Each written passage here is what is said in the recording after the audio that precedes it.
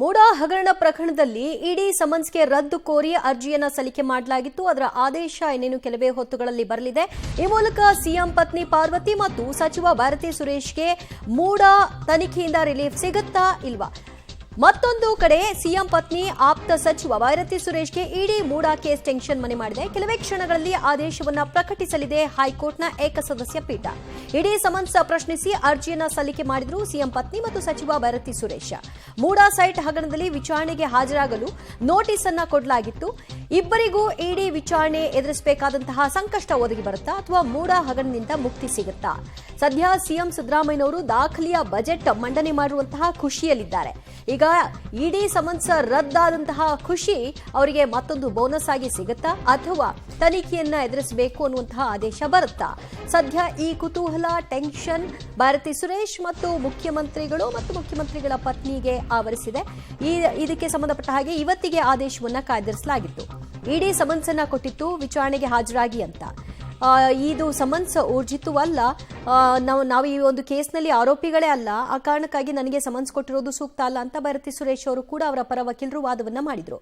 ಇನ್ನು ಪಾರ್ವತಿ ಪರ ವಕೀಲರು ಕೂಡ ವಾದವನ್ನ ಮಾಡಿದ್ರು. ಇಬ್ಬರ ವಾದ ಪ್ರತಿವಾದ ಮತ್ತು ಇಡಿ ಪರ ವಕೀಲರ ವಾದವನ್ನು ಆಲಿಸಿರುವಂತಹ ನ್ಯಾಯಾಲಯ ಇವತ್ತಿಗೆ ಆದೇಶವನ್ನ ಕಾಯ್ದಿರಿಸಿದೆ. ಈ ಆದೇಶದಲ್ಲಿ ಮುಖ್ಯಮಂತ್ರಿಗಳ ಕುಟುಂಬಕ್ಕೆ ಖುಷಿನಾ ಅಥವಾ ಕಹಿನಾ ಅನ್ನೋದನ್ನ ಕಾದು ನೋಡಬೇಕು. ಸದ್ಯ ರಿಲ್ಯಾಕ್ಸ್ ಸಿಗಬಹುದಾದಂತಹ ಖುಷಿಯಲ್ಲಿದ್ದಾರೆ. ಇಲ್ಲಿಯವರೆಗೂ ಕೂಡ ಅವರಿಗೆ ತಾತ್ಕಾಲಿಕ ಒಂದು ರಿಲೀಫ್ ಅಂತೂ ಸಿಕ್ಕಿದೆ. ಇಡಿ ಯಾವುದೇ ಕಾರಣಕ್ಕೂ ಈ ಒಂದು ತೀರ್ಪು ಹೊರಬರೋವರೆಗೂ ಸಮನ್ಸ್ಗಳನ್ನ ಕೊಡಕೂಡದು, ವಿಚಾರಣೆಯನ್ನ ನಡೆಸಕೂಡದು ಅಂತ. ಆ ರಿಲೀಫ್ ಮುಂದುವರಿಯುತ್ತಾ ಅನ್ನೋದು ಈಗ ಸದ್ಯದ ಪ್ರಶ್ನೆ. ಒಂದು ವೇಳೆ ಈ ಒಂದು ನೋಟಿಸ್ನ ರದ್ದು ಮಾಡಿದ್ದೇ ಆದಲ್ಲಿ ಆಗ ಮತ್ತೆ ಇಡಿ ಮೇಲ್ಮನೆಗೆ ಹೋಗುವಂತಹ ಸಾಧ್ಯತೆ ಕೂಡ ಇರುತ್ತೆ.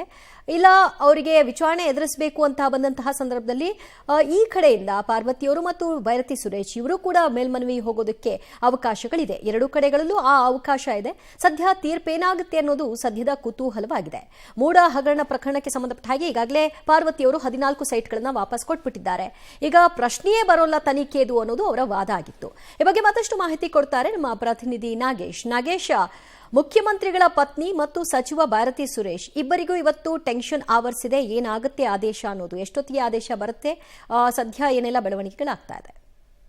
ದಿವ್ಯಾ, ಮೂಡದಲ್ಲಿ 14 ಸೈಟ್ಗಳ ಹಗರಣ ನಡೆದಿದೆ ಅನ್ನುವಂತ ಪ್ರಕರಣಕ್ಕೆ ಸಂಬಂಧಪಟ್ಟಂತೆ ಸಿದ್ದರಾಮಯ್ಯ ಅವರ ಪತ್ನಿ ಪಾರ್ವತಿ ಮತ್ತೆ ಭಾರತಿ ಸುರೇಶ್ ಅವರಿಗೆ ಇಡಿ ನೋಟಿಸ್ ಅನ್ನ ಕೊಟ್ಟಿತ್ತು. ನೋಟಿಸ್ ಕೊಟ್ಟನ್ನ ಪ್ರಶ್ನಿಸಿ ಹೈಕೋರ್ಟ್ಗೆ ಹೋಗಿದ್ರು. ಯಾಕಂದ್ರೆ ಈ ಒಂದು ಪ್ರಕರಣದಲ್ಲಿ ಆರೋಪ ಬಂದಿದೆ ಹೊರತು ನಮ್ಮ ಮೇಲೆ ಆರೋಪಿಗಳನ್ನಾಗಿ ಮಾಡಿಲ್ಲ. ಆದ್ರೂ ಕೂಡ ವಿಚಾರಣೆಗೆ ಹಾಜರಾಗಲಿ ಅಂತ ಹೇಳಿ ಇಡಿ ತನಿಖೆಗೆ ಕರೆದಿದೆ ಅಂತ ಹೇಳಿ ಅದನ್ನ ಪ್ರಶ್ನಿಸಿ ಹೈಕೋರ್ಟ್ಗೆ ಹೋಗಿದ್ರು. ಹೈಕೋರ್ಟ್ ಅಲ್ಲಿ ಅರ್ಜಿ ವಿಚಾರಣೆ ನಡೆದಿದ್ದಂತ ನ್ಯಾಯಾಧೀಶರು ಈ ಒಂದು ಆದೇಶವನ್ನ ಇವತ್ತಿಗೆ ಕಾಯ್ದಿರಿಸಿದ್ರು. ಇವತ್ತು 2:15 ನಂತರ ಆದೇಶ ಬರುವ ಸಾಧ್ಯತೆ ಇದೆ ಅನ್ನುವಂತ ಮಾಹಿತಿಗಳು ಈಗ ಸದ್ಯಕ್ಕೆ ಇರುವಂತದ್ದು. ಬಹಳ ಪ್ರಮುಖವಾಗಿ ಈ ಒಂದು ಪ್ರಕರಣದಲ್ಲಿ ಆದೇಶ ಏನಿರುತ್ತೆ ಅನ್ನುವಂಥದ್ದು ಕೂಡ ಸಾಮಾನ್ಯವಾಗಿ ಭಾರತಿ ಸುರೇಶ್ ಮತ್ತೆ ಪಾರ್ವತಿ ಅವರಿಗೆ ಒಂದ್ ರೀತಿ ಟೆನ್ಷನ್ ಇರುವಂತದ್ದು. ಯಾಕಂದ್ರೆ ಆದೇಶ ಒಂದು ವೇಳೆ ಇಡಿ ಪರವಾಗಿ ಬಂದ್ರೆ ಇಡಿ ಈ ಒಂದು ಮೂಡಾ ಅಕ್ರಮದಲ್ಲಿ ನಡೆದಿರುವಂತ ಪ್ರಕರಣಕ್ಕೆ ಸಂಬಂಧಪಟ್ಟಂತೆ ಏನ್ ನೋಟಿಸ್ ಕೊಟ್ಟಿತ್ತು ಆ ನೋಟಿಸ್ ಅನ್ವಯ ಅವರು ವಿಚಾರಣೆಗೆ ಹಾಜರಾಗಬೇಕಾಗತ್ತೆ. ಒಂದು ವೇಳೆ ಅವರ ವಿರುದ್ಧವಾಗಿ ಬಂದ್ರೆ ಆದ್ರೆ ಒಂದ್ ರೀತಿ ತಾತ್ಕಾಲಿಕವಾಗಿ ಭಾರತಿ ಸುರೇಶ್ ಮತ್ತೆ ಪಾರ್ವತಿ ಅವರಿಗೆ ತಾತ್ಕಾಲಿಕವಾಗಿ ರಿಲೀಫ್ ಸಿಗುವ ಸಾಧ್ಯತೆಗಳು ಇರುವಂತದ್ದು. ಒಂದ್ ವೇಳೆ ಅವರ ವಿರುದ್ಧವಾಗಿ ಬಂದ್ರೆ ಅದನ್ನ ಚಾಲೆಂಜ್ ಮಾಡ್ಲಿಕ್ಕೆ ಅವರಿಗೂ ಕೂಡ ಅವಕಾಶವಿದೆ. ಜೊತೆಗೆ ಇಡಿ ಅಧಿಕಾರಿಗಳ ವಿರುದ್ಧವಾಗಿ ಆದೇಶವನ್ನು ಬಂದ್ರೆ ಅವರು ಕೂಡ ಈ ಒಂದು ಪ್ರಕರಣದಲ್ಲಿ ಅವರ ತನಿಖೆಗೆ ಅವಶ್ಯಕತೆ ಇದೆ. ಹಾಗಾಗಿ ಈ ಒಂದು ಪ್ರಕರಣದಲ್ಲಿ ಮೇಲ್ಮನೆಗೆ ಹೋಗುವ ಸಾಧ್ಯತೆಗಳು ಕೂಡ ಇರುವಂತದ್ದು. ದಿವ್ಯ, ಓಕೆ, ಆರ್ಗ್ಯುಮೆಂಟ್ಸ್ ಯಾವ ರೀತಿಯಾಗಿತ್ತು ಎರಡೂ ಕಡೆಗಳಿಂದ? ಬಹಳ ಪ್ರಮುಖವಾಗಿ ಇವರ ವಾದ ಏನಂದ್ರೆ ಈ ಒಂದು ಪ್ರಕರಣದಲ್ಲಿ ನಮ್ಮನ್ನ ಆರೋಪಿಯನ್ನಾಗಿ ಮಾಡಿಲ್ಲ, ಆದ್ರೂ ಕೂಡ ಪ್ರಕರಣದಲ್ಲಿ ತನಿಖೆಗೆ ಹಾಜರಾಗಬೇಕು ಅಂತ ಹೇಳಿ ಇಡಿ ಅಧಿಕಾರಿಗಳು ನೋಟಿಸ್ ಅನ್ನ ಕೊಟ್ಟಿದ್ದಾರೆ. ಹಾಗಾಗಿ ಇದು ಮಾನ್ಯ ಅಲ್ಲ ಅನ್ನುವಂತದನ್ನ ಪ್ರಶ್ನಿಸಿ ಇವರು ಹೈಕೋರ್ಟ್ಗೆ ಹೋಗಿದ್ರು. ಹೈಕೋರ್ಟ್ ನಲ್ಲಿ ವಾದ ಪ್ರತಿವಾದವನ್ನ ಆಲಿಸಿದಂತಹ ನ್ಯಾಯಾಧೀಶರು ಈ ಒಂದು ಪ್ರಕರಣದ ಆದೇಶವನ್ನ ಕಾಯ್ದಿರಿಸಿದ್ರು.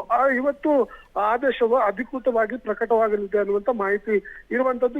3 ಗಂಟೆ ಅಷ್ಟರಲ್ಲಿ ಏನ್ ಆದೇಶ ಬರುತ್ತೆ ಅನ್ನುವಂಥದ್ದು ಕೂಡ ಈಗ ಸದ್ಯಕ್ಕಿರುವಂತ ಕುತೂಹಲ.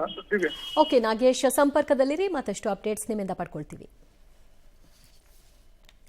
ಮೂಡ ಹಗರಣದಿಂದ ಮುಕ್ತಿ ಪಡ್ಕೊಳ್ತಾರಾ ಅಥವಾ ಅವರು ವಿಚಾರಣೆಯನ್ನ ಎದುರಿಸಬೇಕಾಗತ್ತಾ? ಇದು ಸದ್ಯದ ಕುತೂಹಲ. ಮುಖ್ಯಮಂತ್ರಿಗಳು ದಾಖಲೆ ಬಜೆಟ್ ಮಂಡನೆ ಮಾಡಿರೋ ಖುಷಿಯಲ್ಲಿದ್ದಾರೆ. ಮತ್ತೊಂದು ಖುಷಿ ಎಂಬ ರೀತಿಯಲ್ಲಿ ಇಡಿ ಸಮನ್ಸನ್ನ ರದ್ದುಗೊಳಿಸುವ ಮೂಲಕವಾಗಿ ಆದೇಶ ಬರುತ್ತಾ ಅನ್ನೋದನ್ನ ಕಾದು ನೋಡಬೇಕು.